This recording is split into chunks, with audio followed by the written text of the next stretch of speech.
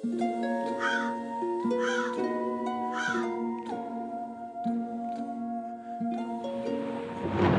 friends. How are you? It's me again. I hope you're having a wonderful day today. My name is Bailey Sarian, and I'd like to welcome you to my study. Oh, and to my podcast, Dark History, of course. Hi. This is a chance to tell the story like it is and to share the history of stuff we would never think about. So sit back, relax, and let's talk about that hot, juicy history gas. Let me have some tea. Thank you.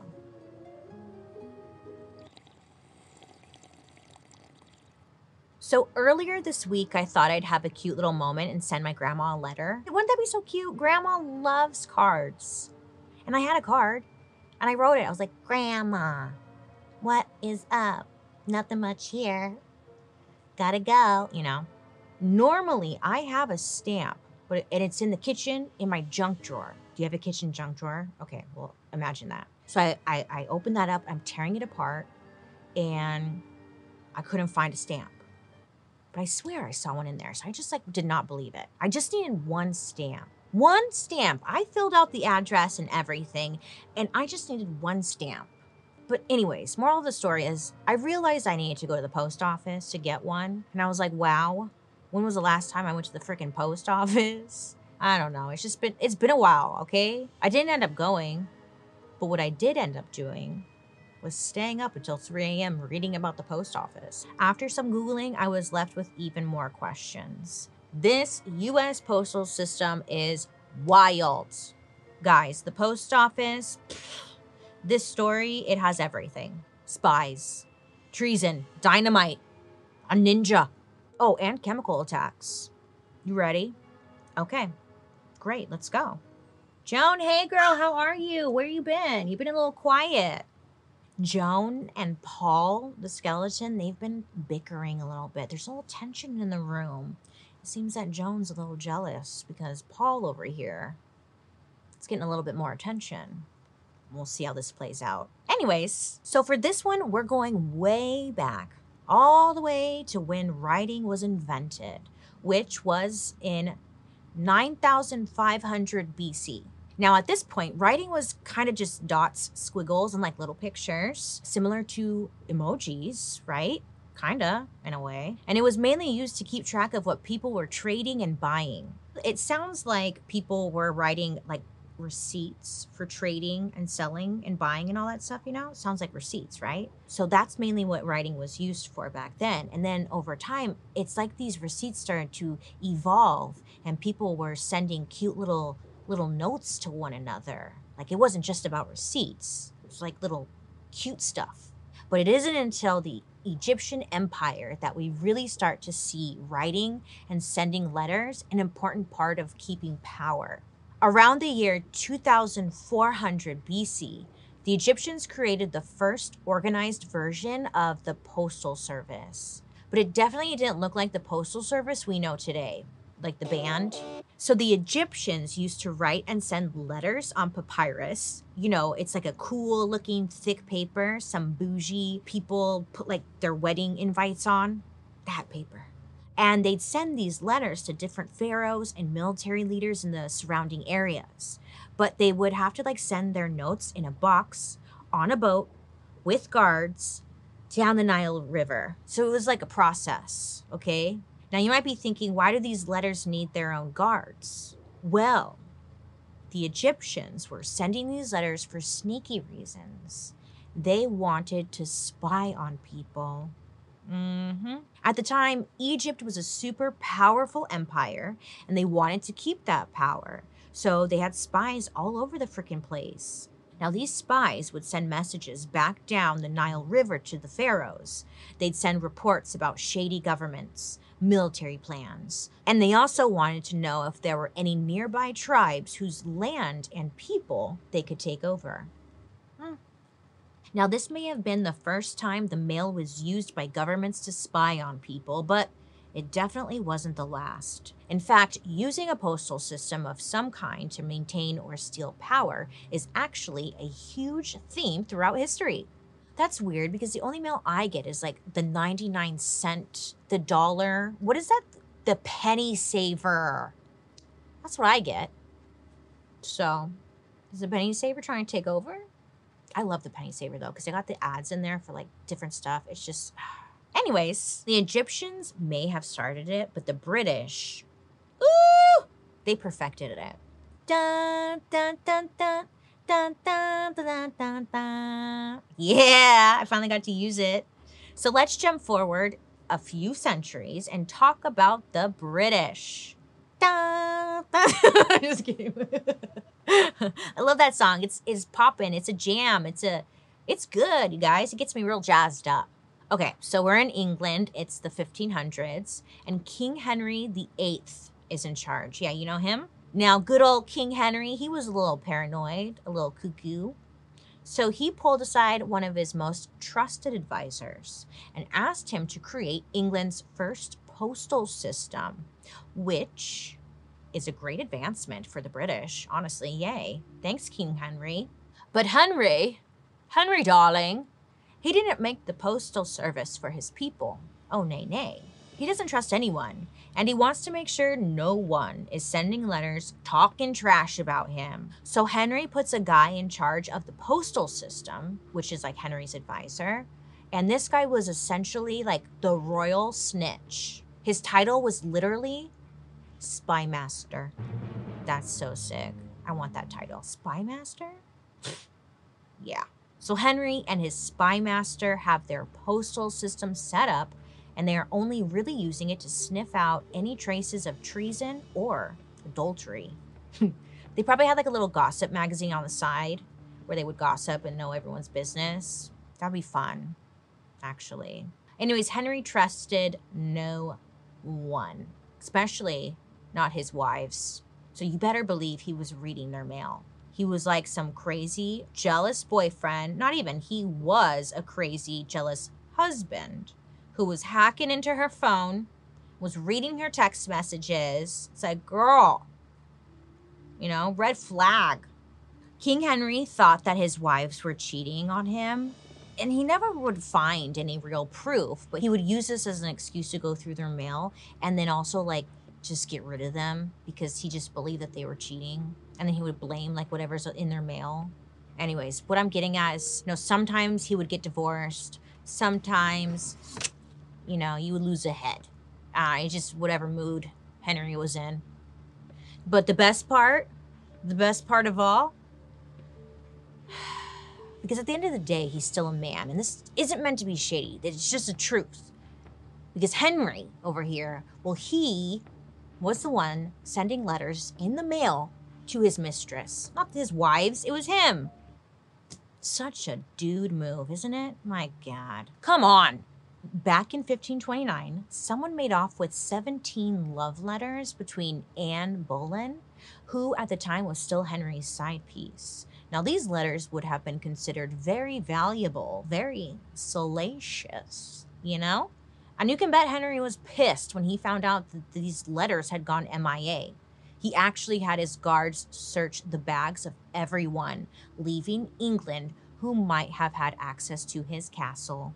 But no dice. Fun fact, those 17 little love letters, well, they mysteriously resurfaced hundreds of years later. And now they're actually on display at the Vatican. Road trip! Meet you there, girl.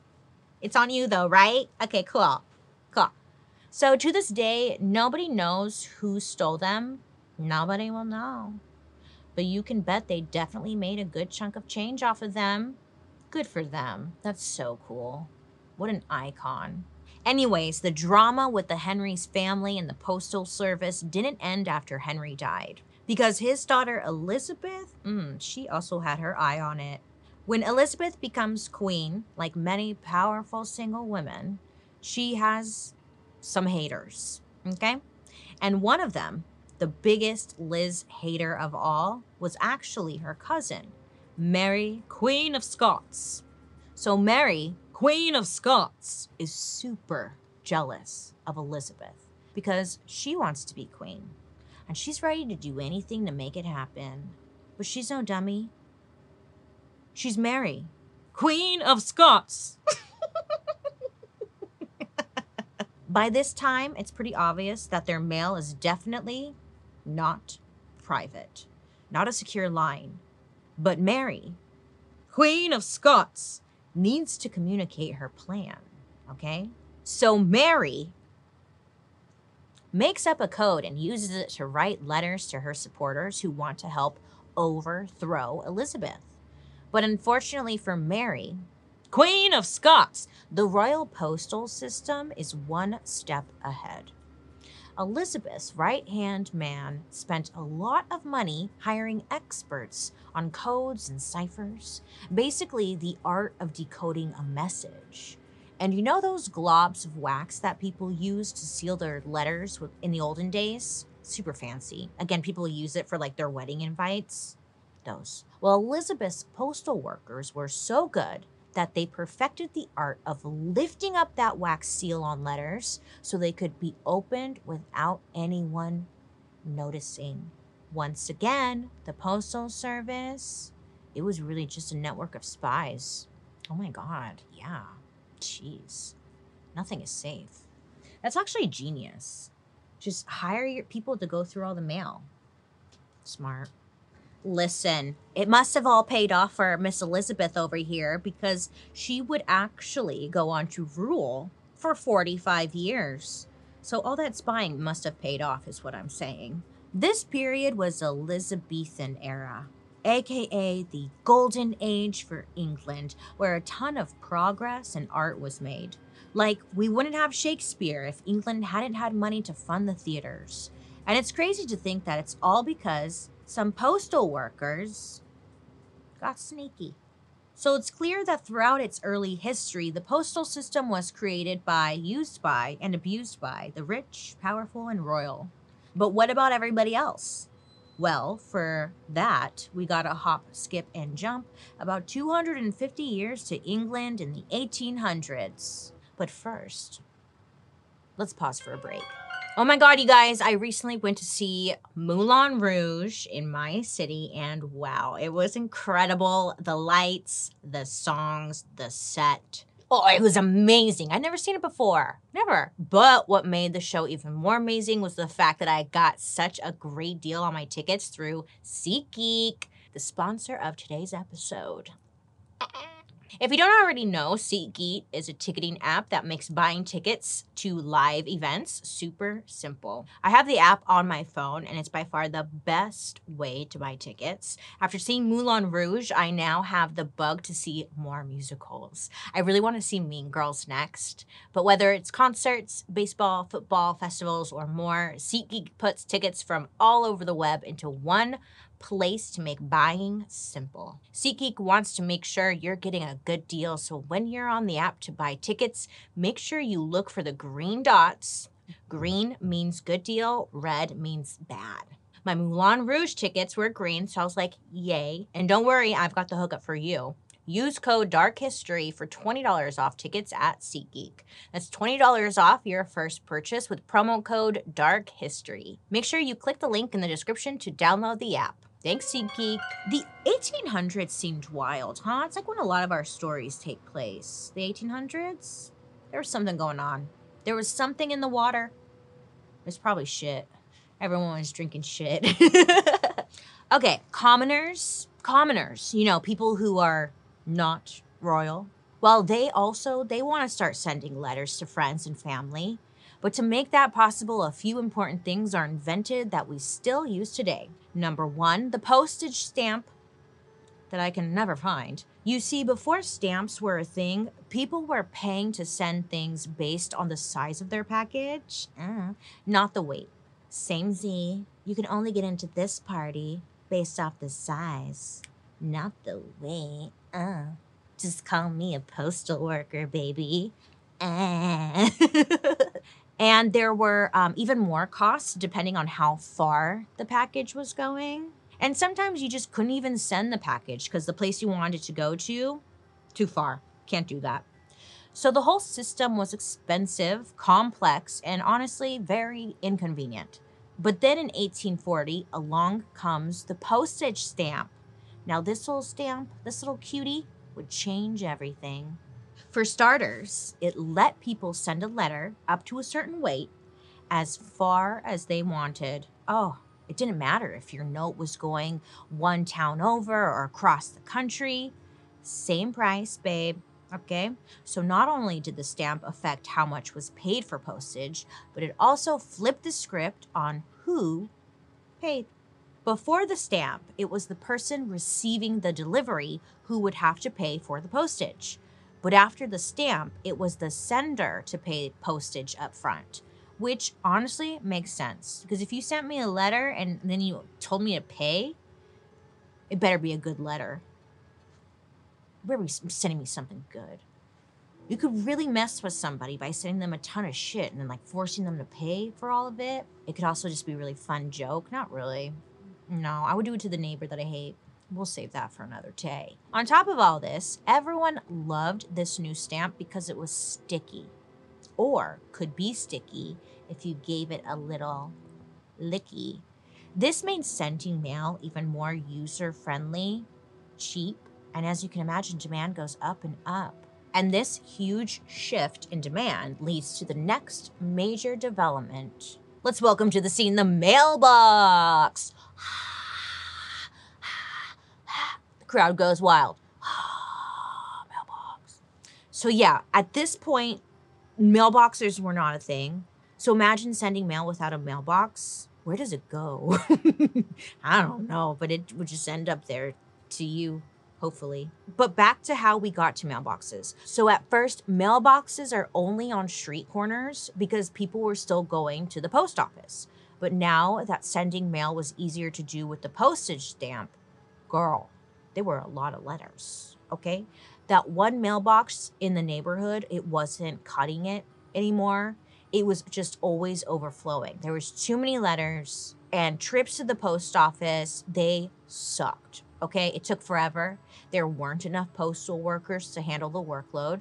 So England's version of the postal service, aka the Royal Mail, they were begging people to put mailboxes on their property so it would be faster for mail couriers to pick up and send their letters. You get a mailbox, you get a mailbox, everybody gets a mailbox, you know? And by the mid-1800s, the Postal Service, as we know and love today, was birthed. But this is like still across the pond in England. So what's going on with the Postal Service over in the good old US of A? How did it start here? Well, it all had to do with the revolution that the Americans were plotting and cooking up. So before the American Revolution, the 13 colonies were under British rule. So naturally, they were using the British mail system, which, as we've heard, not the most confidential of services. I mean, that wasn't their goal. And the colonists, well, they freaking hated it. Now, there were a few reasons the colonists were not fans, but there were like two main ones. One, every time they wanted to send something, they had to pay for a stamp, which was just more money going to the government that had nothing to do with them. You're not my dad. And two, the founding fathers were trying to plan a freaking revolution. They know that they definitely can't like send their ideas to each other through the mail, or the Brits will read it and they'll be arrested and killed for treason. So what do? Well, they need to be able to communicate. And to get this done, they decide to set up their own secret postal system. This way, they could plot their overthrow of the British forces in the colonies and, you know, be able to talk shit freely. But how exactly did they do it? Well, shut up, I'll tell you. At this time, mail was delivered one of two ways. One way was by stagecoach, not the music thing, like an actual stagecoach. A big covered wagon with 4 huge wooden wheels that was pulled by the horses. Oregon Trail? Yes. Stagecoaches were kind of heavy, so they moved a lot slower. For more express delivery, people turned to their second option, riders on horseback, like the Pony Express. Remember those hot jockeys? No? Yeah? Okay. Well, they were just galloping from town to town, bringing people love notes, hate mail, and secrets. But with independence on their noggin, these riders started to create their own routes to avoid being stopped and having their mail confiscated by British officers. Because if that happened, those secrets they were delivering would become not so secret. Now, straying from the assigned routes was against British law at the time, but, those pony riding postal workers, they didn't give an F. Would they know if they went off route? And soon the system grew as towns throughout the colonies set up their own independent post offices. Eventually, all the individual town post offices joined forces, but they need a leader. And boy, do they find one. It's 1775, and good old Ben Franklin becomes the Queen Bee, or as the post office calls it, the Postmaster General. I know, Ben Franklin. Yeah. Oh my God, Ben Franklin made electricity and Postmaster General. Icon. But it's for the British-run post system in the colonies. However, we know Benny is full Team America, and he uses his position of power to further advance the secret underground system. This allowed the founding fathers to communicate with Congress, the American militia forces, but in all seriousness, this secret line of communication was super important to the success of the revolution. It's like they were passing notes to each other in class, like the notes were like, "Do you want to take over America together? Circle yes or no," and then they'd send it back. But in all seriousness, the secret line of communication was super important to the success of the revolution. If they were never allowed to communicate their plans with each other, the colonies would have never been able to defeat the British. Communication is key. Yeah, that's so true. Yeah. So the war ends and America is free. And Ben Franklin's VIP postal system didn't just go away. In fact, it only continues to get stronger and stronger. Benny sees how beneficial the post office was during the revolution, and he realizes that the post office could be key to making the 13 colonies feel more like one unified country. So more post offices pop up as America continues to expand, and before you know it, there's one in every city. How convenient, But back then, you actually had to go into the post office to pick up your mail, kind of like a P.O. box, I guess. Which I guess makes sense because a P.O. box stands for post office box. Oh, yeah, it all makes sense now. But this all changes in 1863 when a postal clerk in Cleveland, Ohio, sees a long line of women standing out in the snow, probably getting frostbite, freezing their titties off, waiting to pick up mail from their husbands who were fighting on the front lines during the Civil War. 1860s stuff. The U.S. Post Office decides, you know what, these ladies have been through enough, okay? The last thing they need to do is lose a toe to frostbite. And this is when home delivery starts to happen in the major cities. And guess what? It's free. Oh, yeah. They advertise it as a free city delivery. But of course, you still have to pay postage. This didn't seem to matter, though, because within a few years, it would be available all over. Luxury. Mail right to my door. This is when the Postal Service gets a little wardrobe change. Because you see, up until that point, postal workers kind of wore whatever they wanted because they would just be in the post office. But now postal workers would be taking to the streets, delivering to people's homes, and it was like a little bit more official. So the postmaster makes an announcement. Get in, losers. We're going shopping. And everyone gets a new uniform. And these were some nice uniforms, okay? I'm not talking about some polyester blend shirts. Okay, this was closer to a suit. They wanted to make sure that there was no confusion that the postal worker delivering stuff to your house was legit. It wasn't just some random dude coming up to your mailbox stealing your birthday cards. The uniforms helped people identify postal workers and also just helped legitimize the postal service. These uniforms actually ended a lot of mail theft because people knew who their official mail carriers were.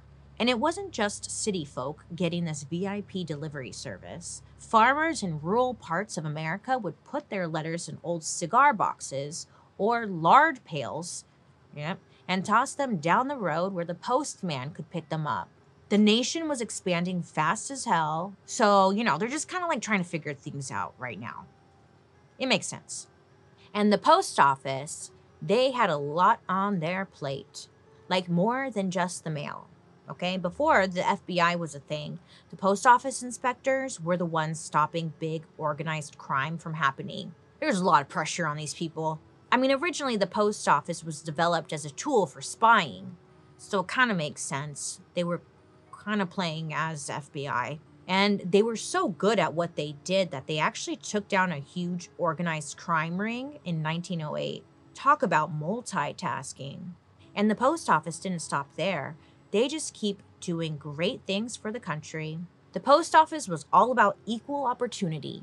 Even when good job opportunities weren't so easy to find, many Black Americans found work as the nation's mail carriers. The post office was one of the rare places that hired Black Americans after the Civil War. They became postmasters, city letter carriers, and even clerks. Now, this was really important to the development of a Black middle class in America because, I mean, hello, it was a government job. It gave people financial security, benefits, and respect in their community. To this day, working for the post office is still considered a great job. So it seems like the post office is just really having a moment in time. But we all know we can't have nice things, right? The post office is no exception, and it experienced some rocky times. Naturally, humans will be humans, and some will try to push the limits. Okay? They already know they can ship letters and packages with the postal service, and it's great. But people just started looking at shit around them and were like, hey, you think I could ship this? They start with eggs, which, okay, sure, seems like a risk. Then they send bricks. Kind of rude, because that must have been like really heavy to carry. And then one crazy person out there is like, oh, you know what? I'm going to scare the shit out of Aunt Martha. And like someone literally mails snakes. Oh, I would hate that person so much. But one couple in Ohio sees all this going on and they decide to escalate things to a whole new level. And in 1913, they mailed a baby. Yeah, a human baby in the mail, delivered like a pizza. Just picture it. A few postage stamps on his big-ass baby forehead. He's riding in like the postman's mail bag. Just taking in the sights, you know? Now, to deliver this baby in the mail, it cost 15 cents. Not bad. That's a little bargain, which is about $4 today. A steal. But bargain aside, you think the mail person would have maybe stopped and thought for a second that, I don't know, maybe delivering a human baby was not the best idea? But then again, how else are you going to deliver a human baby? Someone's got to do it. But it doesn't seem like it because they brought that baby to the delivery address, which was the kid's grandma. She was like just across town. I guess she needed to babysit or something. Okay, so the post office didn't stop people from mailing children right away. You know, at least 8 children were shipped via post office. But here's the truly wild part. Mailing babies was completely legal at the time. But then 1914 rolls around and the post office decides to get out of the human trafficking game and they make mailing babies illegal. Boo, that's so boring. Can't we have anything fun, you guys? Jeez, gotta ruin it for everyone. I wanna mail babies. Just pick up babies and mail them to random addresses. That'd be so fun. That's a great joke. Send your neighbor a baby. Come on. Anyways, and even though all that seems crazy, something even scarier is being sent in the mail. More after this break. Sometimes I'll get the urge to give my closet a little refresh, you know? But when I start to look for clothes, I also get very overwhelmed very quickly. Do I shop online? Do I go in store? It's just like nothing ever fits. I just got some pants. They didn't even fit. I was just like, you know?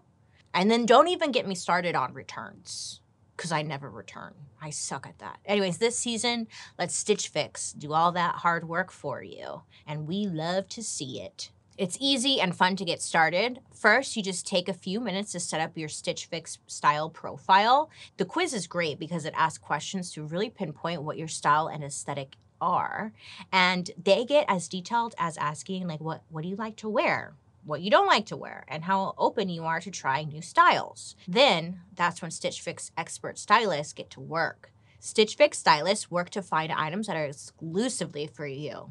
Every piece is hand-picked and it is unique to your style, size, and within your budget. I love that so much, and it really makes discovering clothes that make you look and feel your best so fun. Once your stylist picks your pieces, Stitch Fix will send you 5 pieces to try on at home. And my favorite part about Stitch Fix is that you get to keep what you love and send back what you don't. Now, the shipping, returns, and exchanges are so easy and totally free. Because if it's free, it's me, baby. But honestly, I usually just keep majority of the pieces I receive because they're so cute. Plus, there's no subscription required. Try once or set up automatic deliveries. There's no hidden fees ever. Sign up for Stitch Fix and get the season's latest pieces for women, men, and kids. Sign up today at stitchfix.com/darkhistory to get $20 off your first purchase. That's stitchfix.com/darkhistory to get $20 off your first purchase. Limited time offer, purchase within 2 days of sign up. So people are mailing babies, they're mailing snakes. You're not allowed to send dildos though, remember? Nay. I'm sure they still did. But that's just the start of it. Shit really hits the fan when people realize that they can use the Postal Service as a weapon. Oh shit. Oh dear. Oh no. Oh yes. Oh yes. And we see a terrifying trend start in the early 1900s of people sending explosives. Yeah, in the mail. Now, sometimes, probably most of the times, this was racially motivated. At this time, the Civil War hadn't ended that long ago, and not everyone was thrilled about Black Americans thriving, especially in their new government postal worker jobs. In some parts of the South, many Black postal workers were threatened into resigning. And in 1904, a post office in Humphrey, Arkansas, Arkansas, was bombed in the middle of the night and completely destroyed. All because some people were mad that a Black worker had been promoted to the position of postmaster. But that didn't stop Black Americans from working at the post office. Eventually, there are Black postmasters in America's 3 biggest post offices: New York, Chicago, and Los Angeles. That's just a big middle finger to those people. Yeah, fuck you guys, But sending explosives in the mail did not stop there. Some people would use this as a way to try to take out high-profile targets. Important figures like politicians, maybe even businessmen. Why not? People like J.P. Morgan, John D. Rockefeller, the mayor of New York, and even a Supreme Court justice were all almost killed because of explosives that were sent to them in the mail.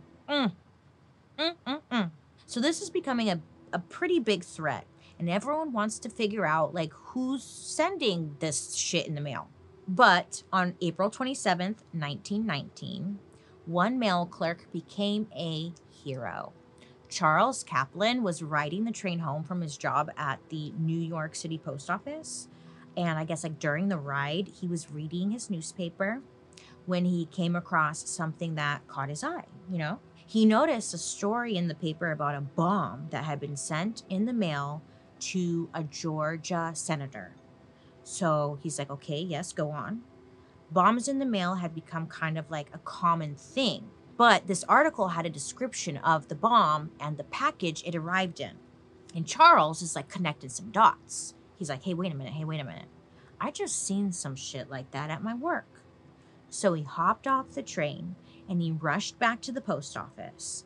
He gets there just in time. He intercepted the suspicious packages, and it turned out that they were indeed bombs. And these bombs had been intended for a bunch of senators. Oh, shit.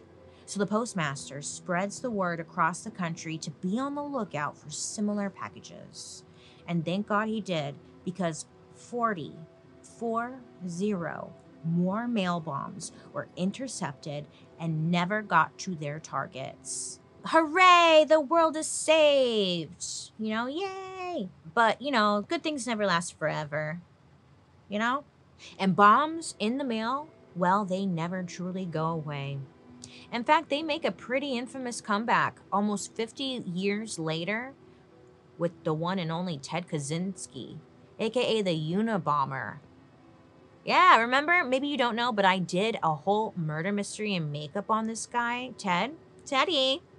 But basically, Ted lived like a hermit in a cabin in the woods where he wrote that wild manifesto saying technology was going to destroy humanity. And honestly, he was kind of onto something. And I was like, is he that bad?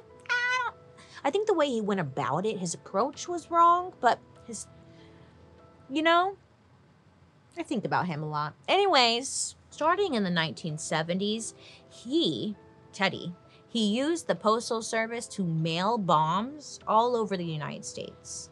He targeted academics and professionals, leaving 3 dead and 23 injured. Again, I'm not agreeing with how he went about it. No. But his theories and stuff were kind of spot on sometimes. That's not the point. I don't know why I'm trying to cover for him. Okay, Bailey, we need to move on because this is about the Postal Service. So at this point, we're in the 1970s, and it's surprising but pretty clear that the postal workers really put their lives on the line for us. But was it worth it? I mean, I guess plenty of people thought so, because the United States Postal Service grows in a very big way.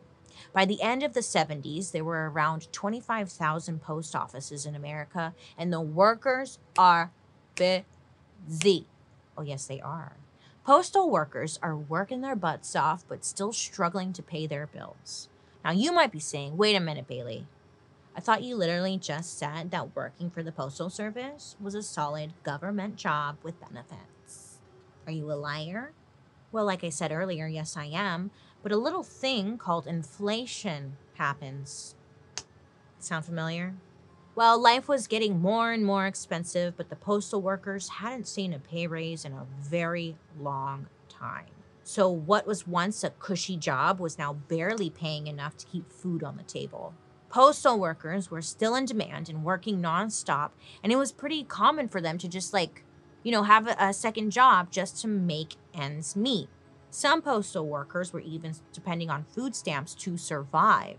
I mean, has anything changed? My God. While all this was happening, the people in Congress, well, they're doing just fine. In fact, they thought that they were doing such a good job, they decided to give themselves a 40% raise. That same year, in 1970, the postal workers got only a 5% raise.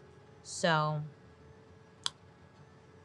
same shit, different era, literally. This, though, was like the last straw for many of the postal workers. So what'd they do? Well, they're like, F you, we're out. We're striking until we get a pay raise. And they did. The post office organizes a nationwide walkout, and this becomes known as the Revolt of the Good Guys. I mean, that's a great movie title or like album record or like, come on. Copyright dibs, I call it. All across America, 200,000 postal employees join in on this strike and just refuse to deliver mail for 8 whole days. And it really fucks shit up. 2 billion pieces of mail just went undelivered. To this day, undelivered. Just vanished. Poof. We don't know what happened to your mail. I'm so sorry. I don't know. It's just gone. Oops. And this was during the Vietnam War. So people were like standing by the mailbox waiting for news from their loved ones overseas. Some even waiting to see if they were being drafted into the war. I couldn't imagine the stress. And that's just the tip of the iceberg. Think about it. They didn't have the internet or cell phones back then, of course. So everything was done on paper and through the mail. Banking, insurance, other stuff, everything. So people were like waiting on important documents, which were at the post office. We don't know. We don't know what happened to your mail. Maybe if you paid us more, we'd find out. The problem got so bad that President Nixon stepped in and said, screw the post office. We can handle the mail ourselves. So President Nixon sends about 20,000 military personnel to New York to process all those backlogged packages and letters and blee blah bloops, But when they get there, they realize that they have no idea how to do this. How do you deliver mail? What's step 1? How do you know where these addresses are at? They don't know. They don't know how to sort the mail. Where's it supposed to go? So Nixon looks like an idiot, and he is forced back to the table to negotiate with the post office. And this, my friends, is when the postal workers, now with a ton of leverage, are like, hell yeah, you can't do our job without us. So you better pay up, bitches. You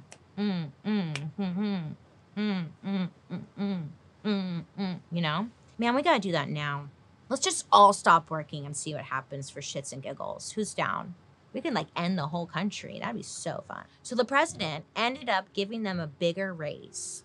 Still way less than what Congress was making. But more importantly, America was reminded just how lost they were without the post office. So yeah, postal workers are making a few extra bucks, and it seems like the post office is finally getting a break. I mean, damn, they have been through some shit. But little do they know, there's more coming for them. But first, let's pause for an ad break.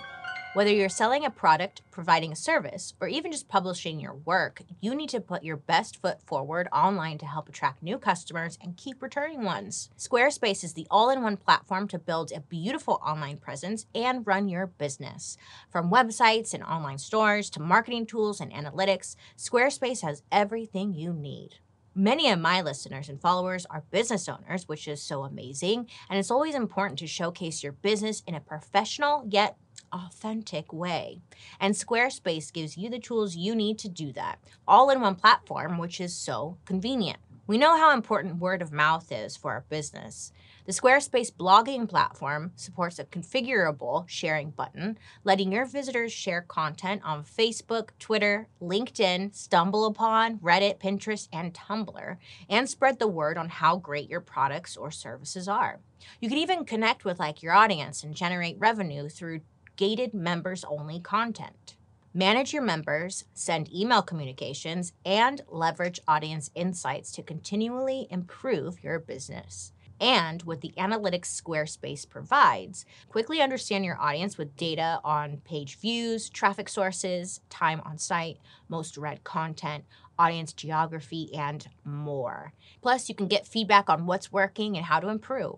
Go to squarespace.com for a free trial. And when you're ready to launch, go to squarespace.com/darkhistory to save 10% off your first purchase of a website or domain. That's squarespace.com/darkhistory to save 10% off your first purchase of a website or domain. Have you ever heard of the term going postal? Have you? Now, have you ever wondered where it came from? Because I know I have. Well, let me tell you, it's not from a postal worker delivering sunshine and rainbows, but it definitely has to do with the post office.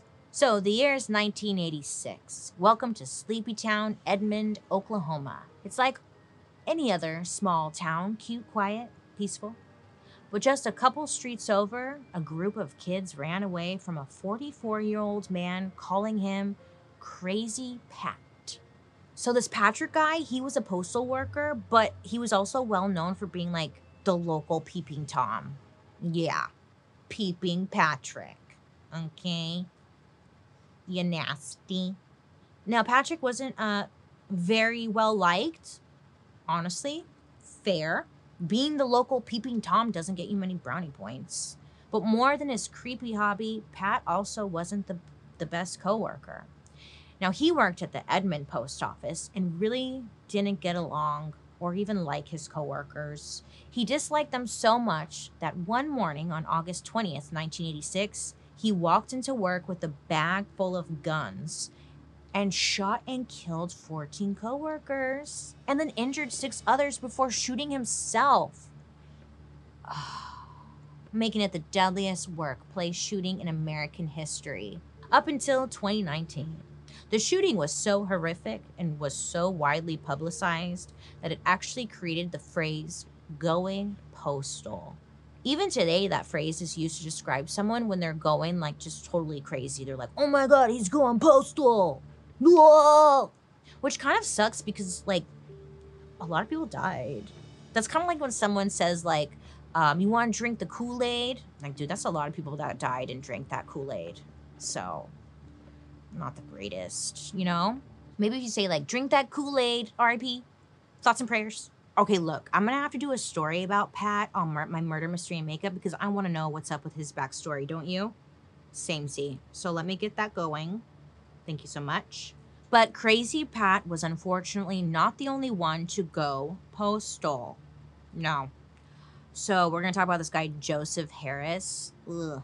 Harris was a post office worker in Ridgewood, New Jersey, and he also wasn't a very popular guy.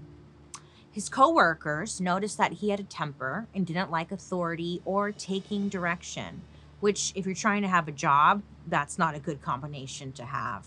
So it makes sense that perhaps he had a problem with his supervisor, whose name was Carol. Things continued to escalate, and Carol eventually files a report with the local police department accusing Harris of harassment. Not only that, she also orders him to submit a fitness of duty test at work. Sorry, I got hung up on the word duty. Duty. So essentially, they're trying to find out if his brain is in the right place to do this type of work. And, how do you think Harris is going to take this? Spoiler alert, not great. Okay? Harris refused to take the test. And since the test was required for him to keep working, he ends up getting fired. So, because he's an angry man, he decides to get revenge on Carol. Just after midnight on October 10th, 1991, Harris goes to Carol's apartment dressed like a ninja, armed with a bunch of guns, 3 hand grenades, and a literal samurai sword. Yeah, he just randomly had that. He had that waiting in the closet for its day, and it was here. Anyway, Harris goes on to kill Carol with the sword and then kills her boyfriend. But sadly, it isn't done yet. Harris then pays a visit to his old workplace, the post office, and he kills 2 mail handlers. Then the police finally arrive, but Harris isn't done going postal, as you would say. He chucks a homemade bomb at them. Kaboomy! And then eventually he gets arrested. It's really, really unfortunate. I'm laughing because I'm uncomfortable, but it's unfortunate because there are so many examples of postal workers being targeted. And it's what's going on? These poor postal workers, just leave them alone. They keep getting tangled up in violence, and they're just trying to deliver mail. Leave them alone, will you? Probably one of the scariest stories involving postal workers is the anthrax scare in the early 2000s. Do you remember? I remember. It was kind of similar to the mail bombings, but this time people had upped their game a bit and got even more creative. Or dangerous, I should say. You see, someone was mailing threatening letters to politicians and newspapers, and in the letter, or in the letters, was this powder called anthrax. Now, anthrax was scary because just touching it could make you sick. And if you inhaled it, oh shit tits. Game over. It could kill ya. Everyone was so scared to open their mail. And what's even more horrifying is that all of this started just 1 week after 9/11. So everybody's just freaking out. It was a lot. It was a lot. And it's not like the media was helping calm everyone down. The media was just chaos. But imagine how the postal workers must have felt. I mean, they're the ones who were they had to deliver it. I mean, haven't these poor postal workers been through enough? During this time, 2 postal workers, Joseph Cursine and Thomas Morris, died when they accidentally handled anthrax. But imagine how many others were unknowingly exposed. Some were probably carrying letters and boxes with no idea how much danger they were in. And at this point, you're probably like, okay, enough. I get it, Bailey. The post office is just supposed to bring me my birthday card from grandma, and be safe and be happy. No more bad stuff, please. But hi, this is dark history, babe. And there's more. This time, the threat would be coming from the inside. The call is coming from inside the house. Oh, God. Oh, dear. So, between the bombs being mailed, the snakes, bricks, chemical attacks, babies, postal workers had a lot on their plate, you could say. So, is being a mailman high-key one of the most dangerous jobs in America? It's like up there. So it's like, shit, pay them more. My God. But it's not just outside threats they're dealing with. Like a lot of old establishments, the post office has its fair share of corruption. Boo. We can't be too surprised, can we? I mean, just on this show, we've covered a lot of things that have been around for way less time than the post office that were also super corrupt. And the post office is no different, especially in the last couple of years. From 2010 to 2019, at least 250 managers in 60 post offices were caught screwing with the time cards of mail carriers, which is like so random, super illegal. Second of all, why? Because they wanted to pay them less than they were owed. These managers were straight up stealing from these people, and this is just one example. For decades, the whole post office system has been a shit show as jobs were getting cut left and right. It was not looking good at all for the post office. But then, March 2020 rolls around, and here comes our friend COVID. Everyone was trapped inside, and no one even wanted to leave because we were all terrified. But we still needed stuff. We still wanted stuff. So what did we do? We ordered everything online. Oh my God, did we? So mail carriers saw their workload totally skyrocket. Yeah, while we were locked inside our houses, sanitizing our packages. Were you doing that? Because I wasn't. I was just taking the risk. The mail carriers had to keep going. But crucial things had to be delivered, like medication, those stimulus payments, and laundry detergent. Just like things that people literally needed to survive. In the early part of the pandemic, the number of packages going through the Postal Service was more than what they typically see at freaking Christmas. More than Christmas time. That's a lot of mail. And not only this, but some postal workers got sick too. And the ones still able to keep working felt their workloads double, or sometimes even more than that. So it's safe to say mail carriers and the post office have been through a lot. Yeah, snaps to the post service. I kind of like that it started as like a shady spy company. That's fun. That's fun. Can we bring that back? Start spying on mail again. But in general, the post office, I mean, they deserve all of the praise. But now suddenly I'm seeing all this stuff online that people are saying we don't need the post office after everything they've done for us. I wonder who was saying that. Or maybe it's just that the government found faster, better ways to spy on us. I mean, they have better methods of keeping tabs on people now. They spy on us through our phones and stuff. It's kind of crazy how the Postal Service went from being used by Egyptian pharaohs and their spies to being used as evidence for royal beheadings to being front and center in some of America's darkest times. It doesn't matter what time period or what country you live in, the Postal Service has been a huge part of our lives. It kept us connected. So something I read that made me kind of sad is that the United States Postal Service hasn't turned a profit since 2007. Oh shit. Yeah. People are tired of digging in their junk drawers for that one stamp or trying to figure out where to get an envelope. It's way easier to just send an e-card or a birthday text instead of going to the post office. Even though it's nicer though, I don't like birthday texts. I want cards. Pretty cards on papyrus paper. I mean, nowadays we can get 2-day delivery on almost anything. Convenience is king. So I guess I can see why lots of people say that the post office is kind of out of date because no one really gets mail anymore. Everything's online and everything that comes in the mail is just junk mail. But I do love the penny saver, I'm telling you. But honestly, it's kind of nice. It's kind of cute that the post office still exists. It's like a tradition as old as this country. And look, the Postal Service might not be perfect, but show me something in America that is. Besides me. My point is, how can we hate on something that brings us occasional surprises, clothes, and weird shit we ordered drunk at 2 a.m.? And if your package is a day or two late, cut your mail carrier some goddamn slack, will you? Okay? And say please and thank you. Plus, think about it. If the Postal Service didn't exist, who would be delivering our mail? Mail wouldn't exist. Well, everyone, thank you for learning with me today. Did you learn anything new? Oh, wow, really? That's what your takeaway is? Great. I love that for you. Interesting. Remember, don't be afraid to ask questions to get the whole story because you deserve that. I'd love to hear your guys' reactions to today's story, so make sure to use the hashtag Dark History over on social media so I can follow along.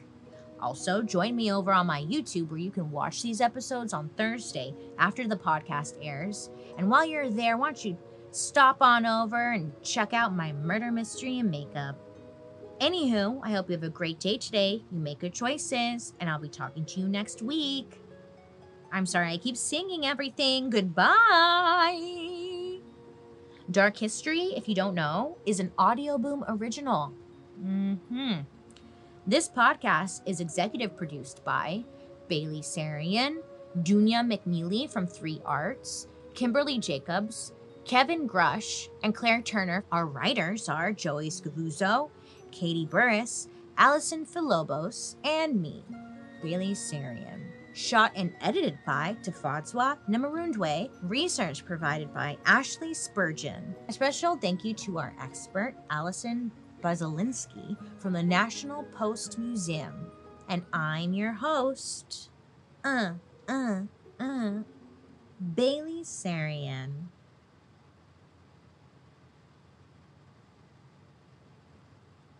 Why are you still here? Turn off the video. My God, you're obsessed with me, you psycho.